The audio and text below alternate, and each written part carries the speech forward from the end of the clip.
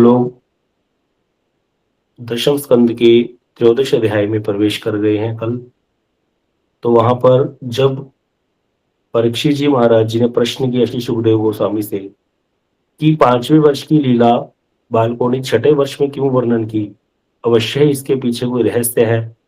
आप कृपा करके मुझे भगवान की अगर इसमें कुछ लीला है उसके बारे में श्रवण कराइए। इसको सुनकर के सुखदेव गोस्वामी की समाधि लग गई। फिर सबने कीर्तन किया, नारद ऋषि ने और अन्य ऋषियों ने, मुनियों ने, तब जाकर के उनको बाह्य ज्ञान हुआ। और फिर वहां पर उन्होंने बोलना शुरू किया है। सुखदेव गोस्वामी कहते हैं कि हे महाभाग परीक्षित, तुम प्रेमी भक्तों में श्रेष्ठ हो। तुमने अति उत्तम प्रश्न किया है, क्योंकि निरंतर हरि कथा सुनकर भी तुम उसको सदा सर्वदा नव नवायमान रूप में अनुभव कर रहे हो। कथा को सुनना एक बात है, कथा हम सुने और कथा हमें हर बार नई प्रतीत होने लगे, इसका अर्थ क्या हुआ कि अब हमारा पर कृपा हो गई है, हमें वैष्णव संघ से जो असली वस्तु प्राप्त होगी, कथा में हमें रस आने लग गया।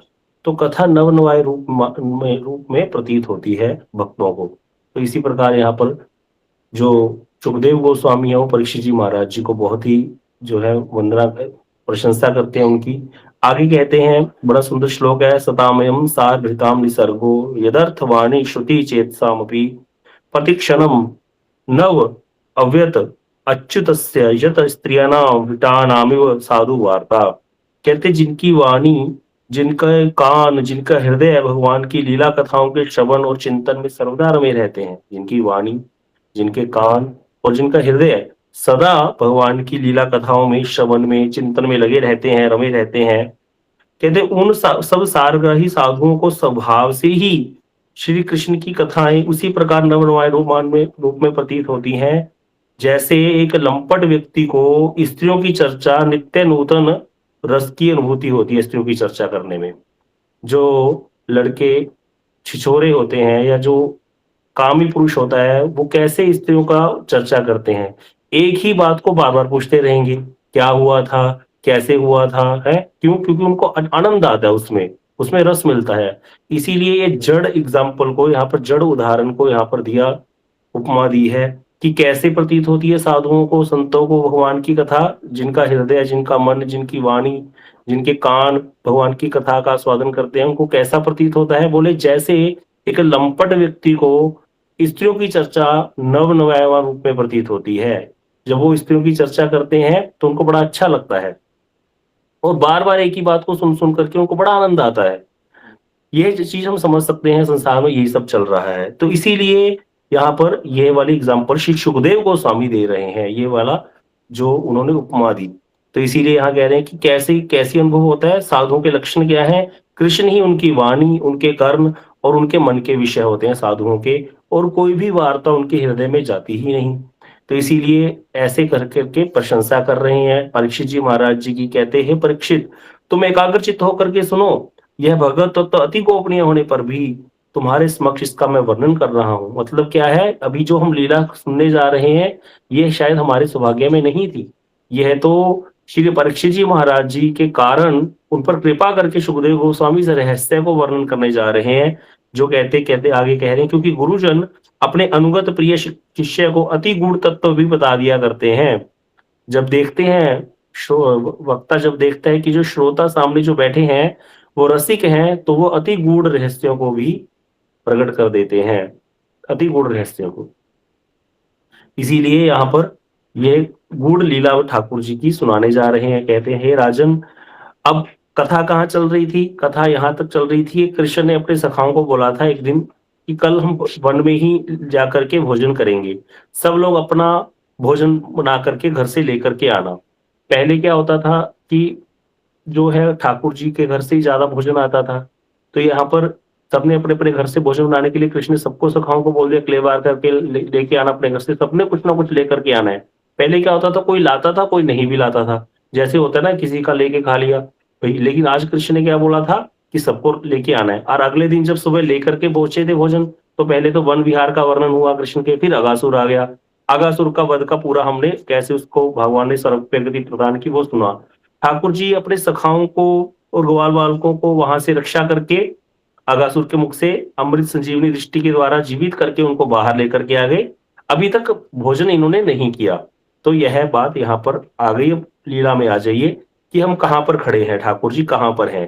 तो ये स्थान वृंदावन के पास ही वत्सवन है। अभी थोड़े दिन पहले ही हमारी परिक्रमा गई थी, बहुत ही आनंद आया था वहां पर। वही यमुना पुलिन के पास ही कृष्ण जो है यहाँ पर भोजन किया सखाओं के साथ। अब वही वाली लीला चलने वाली है।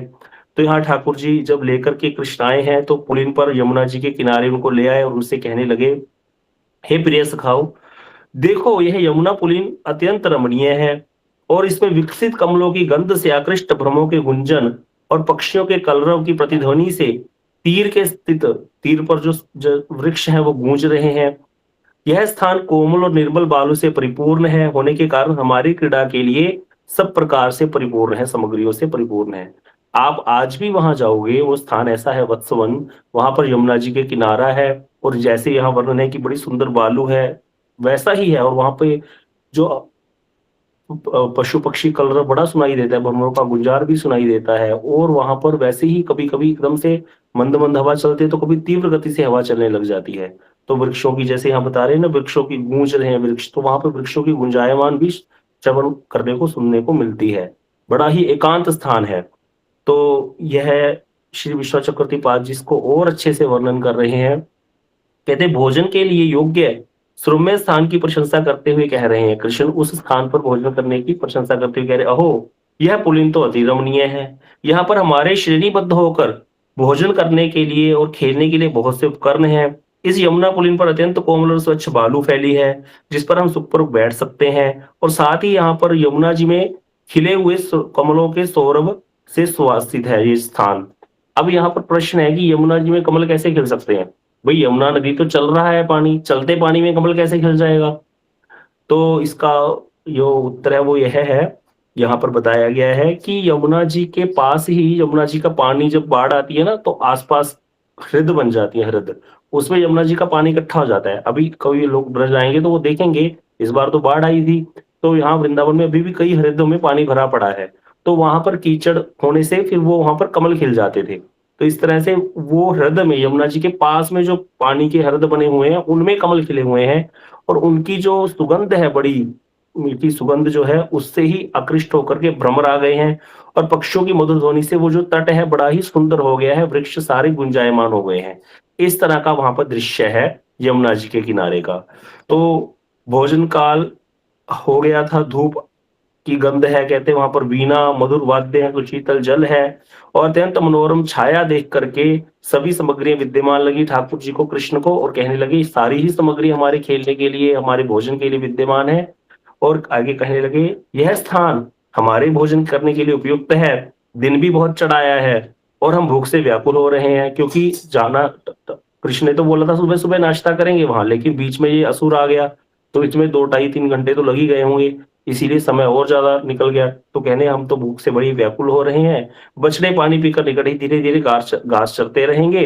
वहां पर बहुत सुंदर घास भी थी और हम लोग क्या करते हैं, बैठ करके भोजन करते हैं। तो ये स्थान आज भी है वहां पर। ग्वाल बालों ने कृष्ण की बात को स्वीकार कर लिया और उन्होंने बछड़ों को जल पिलाकर हरे भरे घास के मैदान में छोड़ दिया और वृक्षों में बंधे हुए अपने छीकों को खोल कर भगवान के साथ आनंद पूर्वक भोजन करने लगे। तो छीकों पे टांग रखे थे छीके वहां पर वृक्षों पर अपने भोजन के, तो उसको लेकर आ गए हैं। अब यहाँ बता रहे हैं कि कैसे सखाओं का बैठना है कृष्ण की इर्द गिर्द। तो ये शायद किसी ने देखा भी हो, इस कोन में भी एक चित्र है जहाँ पर कृष्ण सखाओं के साथ भोजन कर रहे हैं छाक लीला का। अगर किसी के पास है तो दिखाइएगा सबको। तो बड़ा सुंदर कमल की कर्णिका के जैसे, कमल क्या होता है उसकी पंखुड़ियां ऐसे बंद रहती है, लेकिन उसको खोल दो तो ऐसे हो जाती हैं।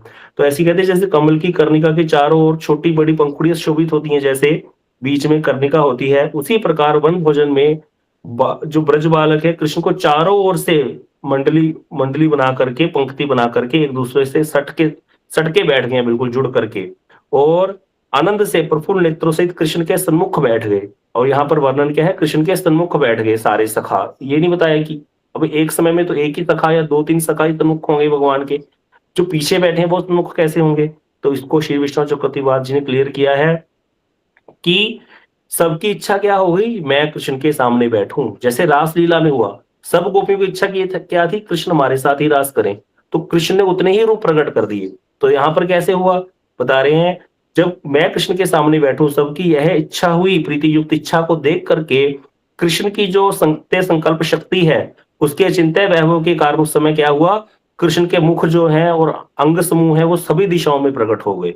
अब सभी गोपालक क्या समझने लगे, कृष्ण केवल मेरे सामने ही बैठे हुए हैं। जैसे गोपियों को क्या लग रहा था, कृष्ण मेरे साथ ही रास कर रहे हैं। तो आज तक हमने तो यह रासलीला में ही सुना था कि ऐसा अचिंत्य भगवान का वैभव, लेकिन यहाँ पर भोजन लीला के समय भी हुआ। तो इसी तरह अन्य बालक भी कृष्ण के पीछे जो बैठे हैं और बगल में बैठे हैं, उनको क्या लग रहा है, कृष्ण हमारे सामने ही बैठे हैं। इस तरह से कहते हैं सर्वत्र कृष्ण के नेत्र, कृष्ण के मस्तक और कृष्ण के मुख आदि हैं। यह श्रुति का अर्थ प्रतिपादित होने लगा कि जैसे वहां लिखा है कि भगवान के सहस्त्र नेत्रा, भगवान को जो बोला गया है श्रुतियों में, सहस्त्र करना भगवान के लिए बोला गया है। सर्वता पाणिपादम सर्वतो श्री शिरोमुखम, भगवान के सब और मुख हैं, सब उनके अनेक अनंत कोटि हाथ हैं। तो ऐसे जो वर्णन किया गया है श्रुतियों में, कहते हैं वो आज चरितार्थ हो रहा है, प्रतिपादित हो रहा है, दिख रहा है। सखागण कमल की कर्णिका के चारों ओर सिद्ध पंखुड़ियों की बहुत सी पंक्तियों के समान शोभित होने लगे हैं। कृष्ण के इर्द गिर्द सारे सखा बैठ करके भोजन कर रहे हैं।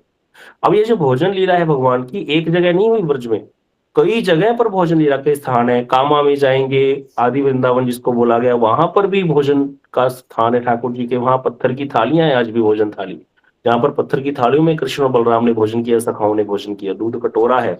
ऐसे ही और भी कई कई जगह स्थान है जहां पर ठाकुर जी की भोजन लीला हुई है। क्योंकि देखो, ये सारा ब्रज भूमि तो वनचारण गोचारण भूमि थी, कृष्ण गैया चराने जाते थे सखाओं के साथ। तो जहां जहां भी कोई असुर आया, बाद में आया, वहां पे कोई ना कोई गैया चराते समय भोजन तो करते ही थे वन में।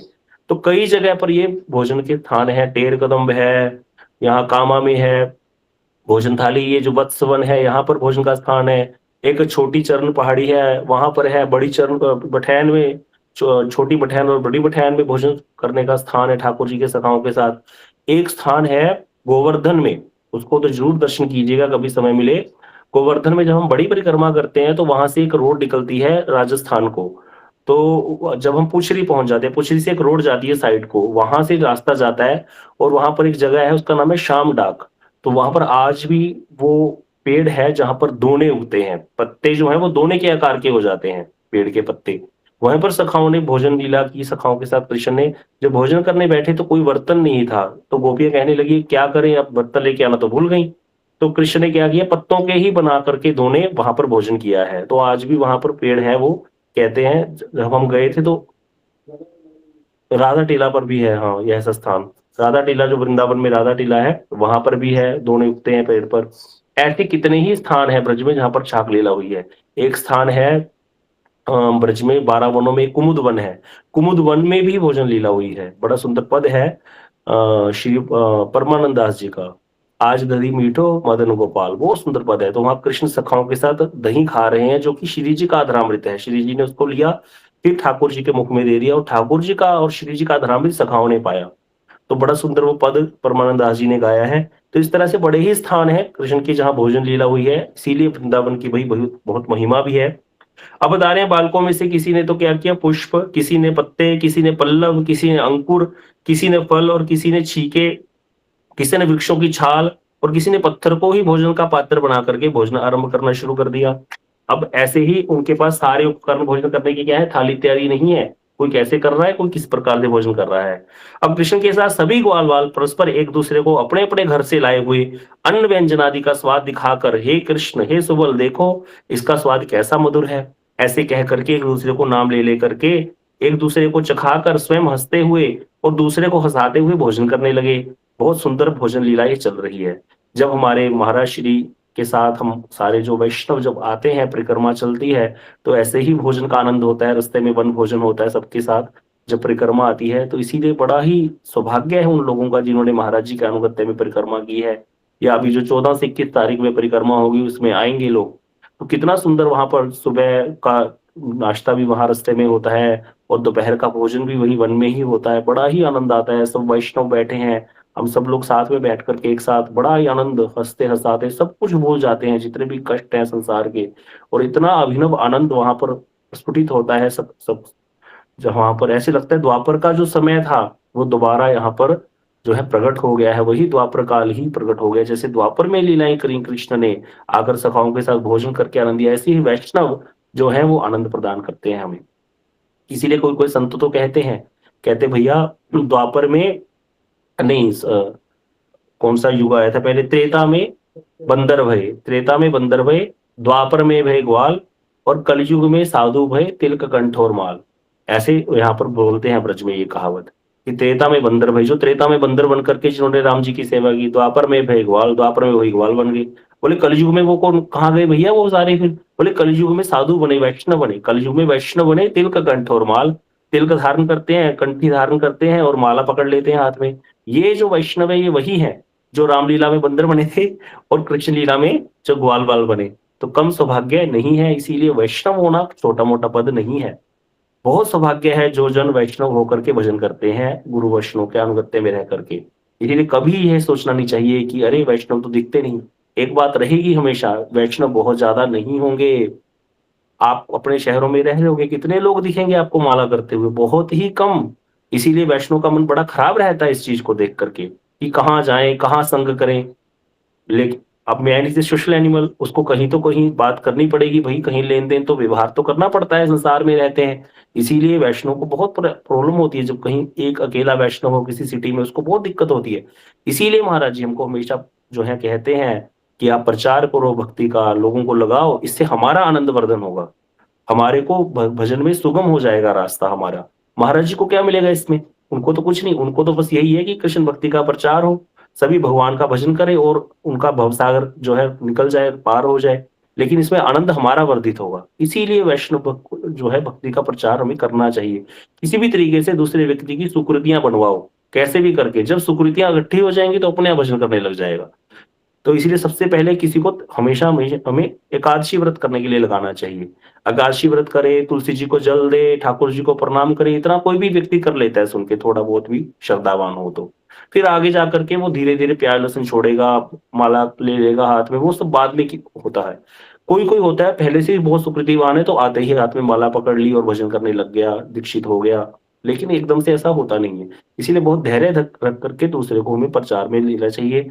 हमारे जो संजय प्रभु जी हैं या जितने भी वैष्णव हैं हमारे गौरसुंदर प्रभु जी, पूज्यपाद संजय प्रभु, ये सब लोगों का बहुत अवदान है। कितना-कितना श्यामानंद प्रभु जी, कितना लगे रहते हैं सारा दिन महाराज जी की आज्ञा से। ये मैं गौरसुंदर प्रभु जी को पर्सनली जानता हूँ। जब वो छोड़ कर के भजन करने आए थे वृंदावन, उनकी बिल्कुल इच्छा नहीं थी प्रचार इत्यादि की। वो तो चाहते थे कि मैं अकेला रह करके बिल्कुल बिल्कुल बंद होकर के भजन करूँगा। बहुत ही भजनानंदी वाले संत हैं वो, साधारण नहीं है। लेकिन फिर भी जब महाराज जी ने उनको आदेश दिया कि नहीं, कि तुम्हें क्या करना है, प्रचार करना है, तो उन्होंने उस इच्छा का भी परित्याग कर दिया। ऐसा बनना बहुत मुश्किल होता है। उस इच्छा का भी परित्याग करके वो लग गए उस कार्य में। हमारे साधु महाराज जी का यहाँ पर मठ है, आपके गुरु जी का जो मठ है वृंदावन में, वहाँ पर प्रभु जी वहीं रहते थे जब वृंदावन आए हैं, तो वहाँ सेवा इतनी करते थे, तो वह साधु महाराज रोने लगे जिस दिन उनको जाना था। कह रहे तुम अपने 2 रूप बना लो, 1 रूप यहाँ पर दे दो मुझे, 1 रूप तुम चले जाओ महाराज जी के साथ, 1 रूप तुम मुझको दो, मुझे तुम्हारी ज़रूरत है। ऐसा वाला होना चाहिए हमारा आचरण। जब वैष्णव हमारे लिए ऐसे बात करे, तब जाकर के कृपा होती है। तो हमारे गौरसुंदर प्रभु जी साधारण बात नहीं है, इस तरह से वो जो सबको लगा रहे हैं, वो अपना सब कुछ त्याग करके लगे हुए हैं, सबको भजन कराने लगे। और हमारे संजय प्रभु जी, सबका ये बहुत अवदान है। सुंदर गोपाल प्रभु जी को देखो, कितने सस्ते में परिक्रमा करा रहे हैं। 5500 ₹6500 क्या होता है? इतने में तो घर का खर्चा आता है 7 दिन का, 8 दिन का। आजकल कितनी महँगाई है।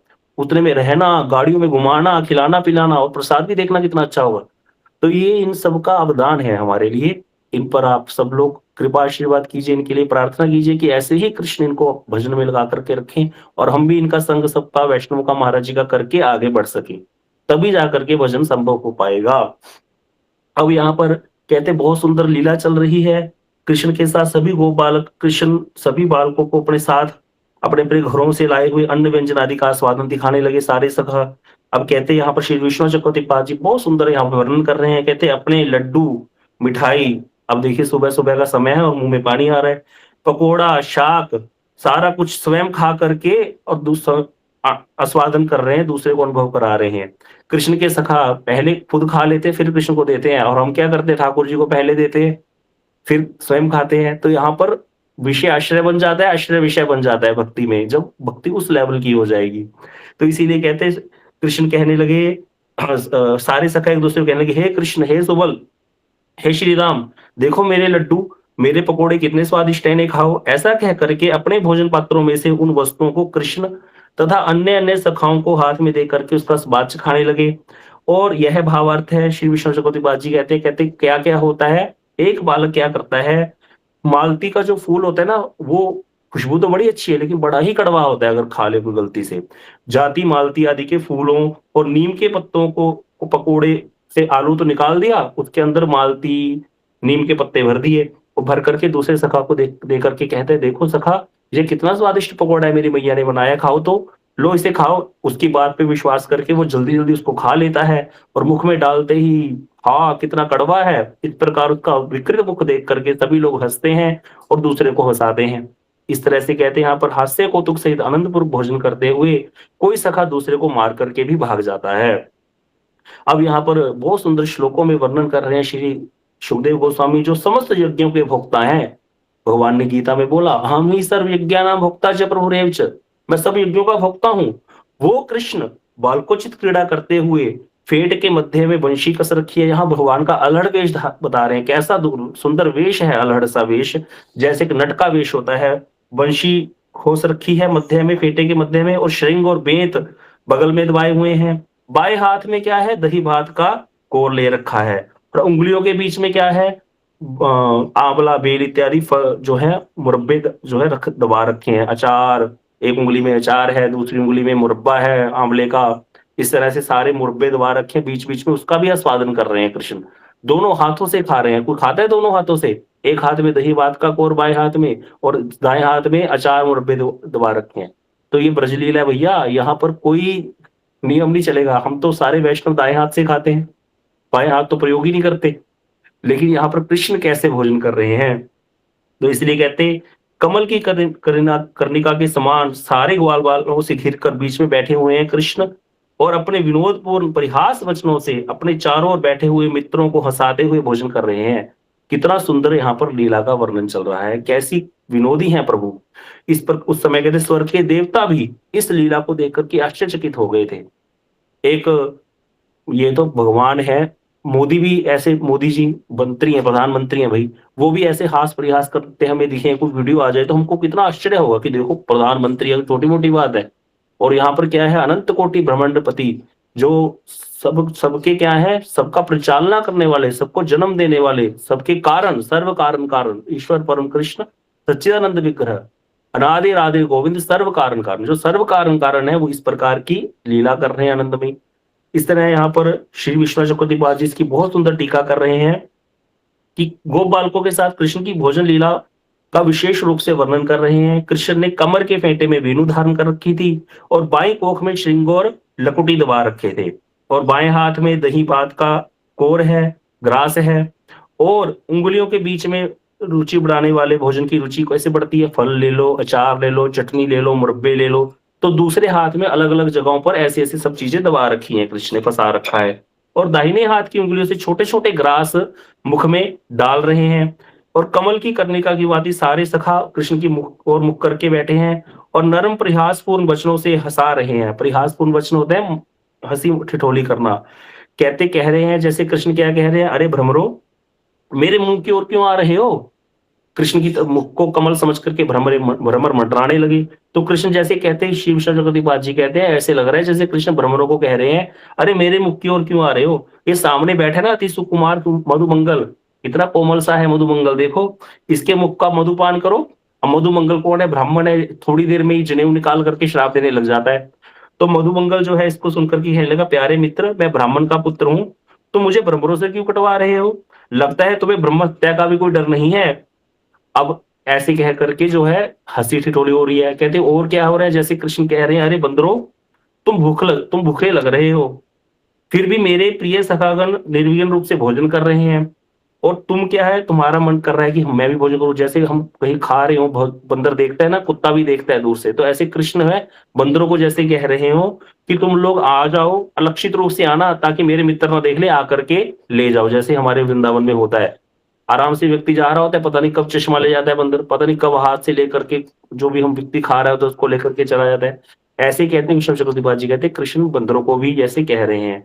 इस प्रकार के परिहासपूर्ण वचनों से कहते हैं उनकी सत्य संकल्प शक्ति और लीला शक्ति मानो कहने लगी, प्रभु अगर आप अपने ये भोजन के कोटों में बाधा डालने की आपकी इच्छा है ही, इतनी इच्छा रख रहे हो कि बंदर आ जाएँ, भ्रमर आ जाएँ, तो क्या ना कि हम उस कार्य करने के लिए ब्रह्मा जी को ला रही हैं, चिंता मत करो। क्योंकि ब्रह्मा जी अभी यहाँ से गए नहीं थे।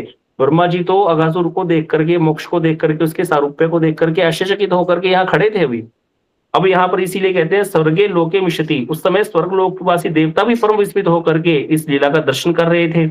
भगवान श्री हरि यज्ञ भुक हैं, अर्थात वे यज्ञ में मंत्रपूत हवि के भोक्ता हैं। इस प्रकार कृष्ण बालकों के साथ साधारण बालकों के समान ही क्रीड़ा कौतुक करते हुए भोजन कर रहे थे, एक दूसरे को जूठा खिला रहे थे और जूठा खा रहे थे स्वयं भी कृष्ण। ऐसा जो है भोजन की कभी भी प्रशंसा कर रहे थे और कभी निंदा भी कर रहे थे, अरे ये क्या बनाया, बेकार है, बिल्कुल है, बिल्कुल ही बेकार डाल दिया मुंह में, ऐसे करके आपस में चर्चा भी कर रहे थे। तो इस लीला को देख करके ब्रह्मा जो है आश्चर्यचकित हो गए हैं, ब्रह्मा जी आ चुके हैं। अब यहाँ बता रहे हैं, हे भरत शिरोमणि परीक्षित, इस प्रकार भोजन करते करते ग्वाल बाल भगवान की इस कौतुकमयी लीला में पूर्ण रूप से विभोर हो गए और बछड़े जो है वो हरी हरी घास चरते हुए बहुत दूर वन में प्रवेश कर गए। और जब ग्वाल बाल जो है बछड़ों को ना देखा, उन्होंने बहुत डर गए और विश्व के भय स्वरूप जो मृत्यु को भी भय प्रदान करने वाले हैं, ऐसे कृष्ण को कहने लगे। जब ग्वाल बाल डर गए तो कृष्ण जो है वो कहने लगे सखाओं को, तुम लोग भोजन करना बंद मत करो, मैं भी बछड़ों को यहाँ पर लेकर के आता हूं। तो यहाँ बता रहे हैं, अस्य भी भयम, विश्व का जो सारा डर है उसके लिए भी जो भयप्रद है, जो सबको डराने वाला है उसको भी जो डरा दें, वो कृष्ण। जब सब कृष्ण सबके लिए क्या है, भय प्रदान करने वाले हैं, यह अर्थ है। हे मित्रों, कहते इससे सखाओं के प्रति उनका स्नेह प्रदर्शित होता है कि तुम क्यों चिंता करते हो, मैं जाकर के लेके आता हूं। स्वयं कृष्ण जो है वो जाकर बछड़ों को ढूंढने के लिए चल पड़े और हाथ में वही दही भात का कोर है और इधर हाथ में वही अचार मुरब्बे इत्यादि दबा रखे हैं और कृष्ण जो है बछड़ों को ढूंढने के लिए आगे चले गए। अब यहाँ पर कह रहे हैं, ग्वाल बालों से इस प्रकार कहकर भगवान कृष्ण दही एवं भात का कोर हाथ में लिए हुए सहचरों के साथ बछड़ों को खोजते हुए पर्वत, कंदरा और कुंजों और भीड़ आदि सब स्थानों में ढूंढने लगे। अब यहाँ पर थोड़ा सा जो वर्णन कुछ यहाँ पर है और कुछ संतों ने जैसे वर्णन किया उसको भी हम साथ साथ श्रवण करते जाएंगे। तो उसमें यह भी वर्णन आता है कि यह लीला में ब्रह्मा जी को सबसे ज्यादा आश्चर्य क्या हुआ था। देखिए यहाँ पर जो वर्णन है, यहाँ पर आएगा भी कि ब्रह्मा जी के मन में इच्छा हुई कि मैं ठाकुर जी की कोई और लीला दर्शन करूं। ब्रह्मा जी उस स्थान को आए हैं, अगासुर मोक्ष लीला को देख करके यहाँ पर विस्मित होकर के कमल योनि ब्रह्मा उस स्थान पर आए। कमल योनि क्यों कहा, यह भी आएगा, क्यों कमल योनि क्यों कहा ब्रह्मा जी को। यहाँ पर सबको मोहित करने वाले और बाल लीला परायण, अपने ऐश्वर्य को प्रकट करने वाले भगवान कृष्ण की अन्य कोई लीला का दर्शन करने के लिए, मनोहर महिमामय लीला का दर्शन देखने की इच्छा से ब्रह्मा जी ने क्या किया, पहले तो बछड़ों को छुपा दिया, फिर जब कृष्ण बछड़ों को ढूंढने चले गए पीछे से ग्वाल बालकों को भी छुपा दिया और स्वयं ब्रह्मा जी अंतर्हित हो गए यहाँ पर। तो यह जो है इतना समझ लीजिए। अब इसमें कई सारी चीजें आएंगी कि ब्रह्मा जी ने ऐसे क्यों किया। तो विष्णु चक्रवर्ती जी या सुखदेव गोस्वामी जो भागवत जी के अनुसार कथाएं है वो यही है कि ब्रह्मा जी के मन में ठाकुर जी की कोई और लीला देखने की इच्छा हुई, मनोहरमयी लीला देखने की इच्छा हुई, इसीलिए उन्होंने ग्वाल बाल और बछड़ों को छुपा दिया। लेकिन संत कुछ ऐसे भी कहते, जैसे वर्णन आया भी थोड़ा कि जूठा खा रहे थे एक दूसरे का, तो इसको देख करके ब्रह्मा जी को मोह हो गया कि भाई ये ब्रह्म कैसे हो सकता है जो इतना जूठा खा रहा है। जूठा भी कितना था उसका भी वर्णन करते हैं वैष्णव लोग, संत लोग, कि कैसे जूठा था। कहते एक सखा था श्री राम ठाकुर जी का, वो ठाकुर जी के घर के पुरोहित ही थे, उनके परिवार के, वो ब्राह्मण कुल से थे, तो इसीलिए उनके घर में चूल्हा भी जलता नहीं था, क्योंकि पुरोहितों के घर में जो है प्रसाद वही उनके यजमानों के घर से ही आता है रोज। ऐसे पहले हमारे घरों में भी होता था, एक ब्राह्मणी आती थी वो रोटी और सब्जी लेकर के जाती थी, सब घरों से लेकर के जाती थी, उनके घर में रोटी बनती नहीं थी। तो पहले होता था, अब तो आजकल नहीं है ये सारा कुछ। तो ऐसे ही वो जो श्री राम सखा था उसने अपनी मैया को बोला घर में कि कृष्ण ने बोला है कि अपने घर से कुछ ना कुछ लेके आना। तो उसकी मैया कहती वो तो आगे भी ऐसे ही होता है, सब सखा लेके जाते, तुम तो लेके नहीं जाते, हम तो उनके घर से आया हुई लेके जाते, तुम वही ले जाना। बोला नहीं, कृष्ण ने बोला अपने घर से लेके आना, इसलिए तुम मेरे को अपने घर से बना के दो मैया कुछ। अब उसकी मैया ने कहा हमारे घर में तो चूल्हा ही नहीं है लाला, हम तो ऐसे ही उनके घर से आया ही लेते हैं, नंद बाबा के घर से आया हुआ तो वही ले जाना। बोले नहीं, उसमें तो सब लोग परिहास करेंगे। सखा बोला श्री राम कि तुम तो हमारे वाला खाना भोजन ही ले आए कृष्ण के घर से बना हुआ, तुम अपना तो लेकर के ही नहीं आए, इसीलिए मैया मुझे तो अपना बना करके दो कुछ, नहीं तो मैं जाऊंगा नहीं आज गैया चराने, बछड़े चराने। तो ऐसा जब उसने बोला तो उसके मैया ने कच्चा ईंट का चूल्हा बना करके और कढ़ी बना दी। कढ़ी एक ऐसी वस्तु है, हमारे तो पहले बोलते थे कि कुछ नहीं बनाने के लिए मिल रहा तो कढ़ी घोल लो। कढ़ी तो ऐसी ही वस्तु है। तो इसीलिए लस्सी जो है वो ऐसी मिल जाती है, छाछ तो अमीर गरीब के घर से ले लेता है, गरीब अमीर के घर से माँगने चला जाता है, निसंकोच भाव से। ऐसे हमने देखा है अपने गाँव में, शहरों में, लस्सी कोई भी जो है छाछ लेने चला जाता है किसी के घर अगर है तो। तो छाछ उसकी मैया ले आई, बेसन घोल करके उसने रांड कढ़ी, उसमें पकौड़ी भी नहीं डाली। तो रांड कढ़ी महाराज जी बोलते हैं बना करके उसने दे दी उसको मटकी में भर के, ले जा भैया। अब लेकर के जब वो पहुँचा, तो जहाँ पर भोजन कर रहे थे सखाओं के साथ कृष्ण, सखाओं के साथ, तो देखा उसने दूर से, अरे कोई तो कोई मालपुए लेकर के आया है, कोई बढ़िया-बढ़िया मिठाइयाँ लेकर के आया है। तो देख रहा है कृष्ण बड़ा स्वादन कर रहे हैं, पकोड़े खा रहे हैं, चटनियाँ, अचार, मुरब्बे, क्या-क्या, हाथ में दही-भात का कौर है और इसके पास क्या है, कढ़ी। कढ़ी तो अच्छी मानी नहीं जाती थी। हाँ, तो इसीलिए उसने क्या किया, उस कढ़ी को वहीं खड़े-खड़े होके आत्मग्लानि से पीना शुरू कर दिया मुँह लगा करके, जो मटकी उसके पास थी। अब कृष्ण तो क्या है, भगवान लीला कर रहे हैं, मुग्ध हैं, लेकिन अंतर्यामी है। अब सामने से देख लिया भगवान ने दूर से, अरे! उसको तो ग्लानि हो गई, हीन भावना आ गई। कृष्ण वहाँ पर सामने पहुँचे, जब तक पहुँचे वो पूरी कढ़ी मुँह में डाल चुका था, मुँह उसका ऐसे फूला हुआ था कढ़ी। अब ठाकुर जी ने देखते ही उसको क्या किया, मुँह से मुँह लगा करके उसके मुक्की मारी यहाँ पर और सारी कढ़ी का भोग लगा दिया और उस दिन जय-जयकार हो गई देवताओं की, कढ़ी का नाम पड़ गया वैकुंठी। कोई भी अन्नकूट हो, कढ़ी ज़रूर बनती है। भगवान को बहुत प्रिय है कढ़ी। अब यहाँ पर जब कढ़ी का भोग ऐसे ठाकुर जी ने लगाया, कृष्ण के ने सखा के मुख से मुख लगा करके, यह वर्णन भागवत जी में नहीं है, लेकिन संत लोग वर्णन करते हैं। तो हमारे वन महाराज जी कहते हैं, जो भी ऐसी कथाएँ होती हैं, कहीं न कहीं उसका प्रमाण होता है। श्रीमद् भागवतम जी में यद्यपि नहीं है, तो कहते हैं ऐसा देख कर के ब्रह्मा जी कहते हैं, इतना झूठा तो कोई भी नहीं खाता किसी का। हम लोगों ने नहीं कभी ऐसे किया होगा। ठीक है? तो इसीलिए ब्रह्मा जी को यहाँ पर हो गया कि ये ब्रह्म नहीं हो सकता, ये भगवान नहीं है। इसीलिए उन्होंने ग्वाल-बाल और बछड़ों को चुरा लिया कि देखें क्या होता है। तो इस प्रकार की यह लीला है। अब हम लोग थोड़े दिन पहले ही जब यहाँ पर गए थे इस स्थान पर, हमारे साथ अभी भी कुछ वैष्णव लाइव बैठे हैं। हम सब वहाँ बैठे थे, ये कथा वर्णन कर रहे थे। पता नहीं वहाँ बेचारे जो पुजारी थे, वो तो सबसे सारा दिन माँगते ही रहते हैं, देखा ही होगा आपने। कहाँ से अंदर से लाए कढ़ी हमको दे दी उन्होंने, कढ़ी पूरा अपना डिब्बा ही टिफ़िन ही हमको दे दिया, जो उनको भोजन पाना था, प्रसाद ठाकुर जी को भोग लगा हुआ। वल्लभाचार्य जी की वहाँ बैठक है, तो उन्होंने वो पूरा प्रसाद हमको दे दिया। बोले आप लोग पाओ, हमको तो आज्ञा हुई है कि आपको ये प्रसाद देना है। तो हमारे साथ जो वैष्णव थे, पातड़ा से आए हुए थे, तलवाड़ा के भक्त थे, तो इतना आनंद आया वहाँ पर, सबको वो प्रसाद मिला, भगवान का भोजन, सब कढ़ी प्रसाद वहाँ पर सबको मिला खाने को, वही जहाँ पर यह लीला घटित हुई है। तो आप सब में कई लोग आ रहे होंगे शायद परिक्रमा में, तो बड़ा ही सौभाग्य है, हम सब लोग उन स्थानों पर जाएँगे दर्शन करने, बड़े ही आनंद की बात है। क्षमा चाहते हैं, समय ज़्यादा हो गया। कल आगे हम इसकी कथा श्रवण करेंगे। वांछा कल्पतरुभ्यश्च कृपा सिंधुभ्यश्च पतितानां पावनेभ्यो वैष्णवेभ्यो नमो नमः।